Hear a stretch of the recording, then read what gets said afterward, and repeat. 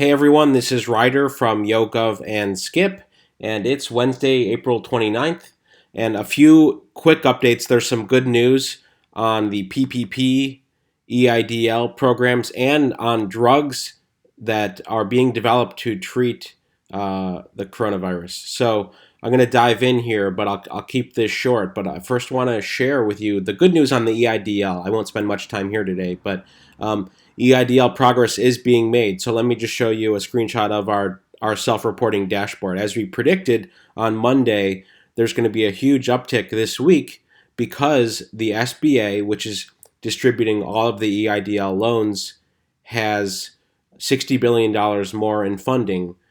So we expect to see, and this is just early in the day today, we expect to see today, tomorrow, the next day, lots of people reporting that they have finally, after 2, 3, sometimes 4 weeks of waiting, received their EIDL grant.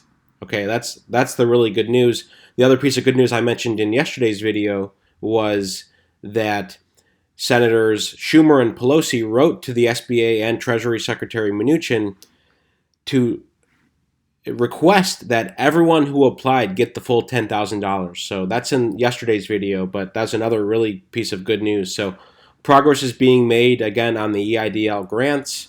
So now many of you are probably wondering about what's happening with the PPP. So since the first round of PPP, Paycheck Protection Program, there's been a lot of research about who's getting the loans. And this came out from Bloomberg this morning. Basically showed that there has been an unequal distribution. And, a lot of us saw this in some of the reporting last week. And we've been critical of the SBA's rollout, certainly, because it has been having lots of complications. But here's the data that shows that actually, here's what they say. 8 of the 10 SBA loan recipients, the top 10 SBA loan recipients were states Trump won in 2016. So these are rural states, not coastal states. That's the main takeaway. And the way they've looked at this is based on the percentage of loan amount as percentage of the eligible payroll. So Nebraska and North Dakota are at the top. And then when we look at New York and California, New York only had 40% of approved loans covered, and California only had 38%. So, this is from the first round. Obviously, what started on Monday, we don't have data on that yet. The Treasury Secretary and the head of the SBA did offer new guidance to try to become more equitable. However, there is still criticism that the new round will still unfairly advantage, certain folks over others. So, this is a good reminder too. If you have not applied, or if you have applied for PPP, you should apply for more than one bank. Here's the main reason why. Bank of America on Monday sent over 184,000 applications to the SBA. So Bank of America, Chase, Wells Fargo, these massive banks, we've heard from countless users that they're in the queue. While you might think the big bank has power to move things quickly, they're in the queue like everyone else. So I'm going to leave a link in the description to our list of lenders and banks that you may want to look at and consider, because it's not too late. It's Wednesday. They open up on Monday, but it is worth, you don't want to be number 185,000 in this queue, because the news might not be very good. So you should apply for multiple options. And here's another report that came out this morning about, hey, has the SBA system actually improved? We read on Monday that it was crashing for everyone because of the onslaught of new applications. Same thing yesterday. Someone from Essential Credit Union in Louisiana said it's still clunky, it's still slow, it is still up or down. Maggie from Keys Federal Credit Union in Florida said, let's say an application takes 10 screens, you crash between each screen, you hope that it saved what you were typing. You try to type really fast so you can hit save fast enough.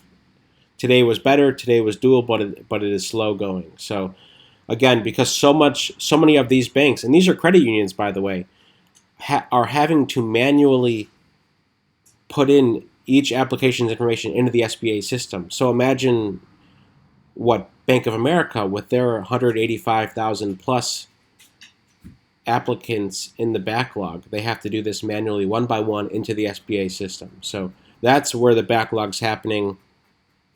We hope it improves. The other piece of good news that the Treasury Secretary announced yesterday was that, for peace of mind for all of us being critical of the big companies getting large loans, he announced that any loan over $2 million will be fully reviewed before there is loan forgiveness.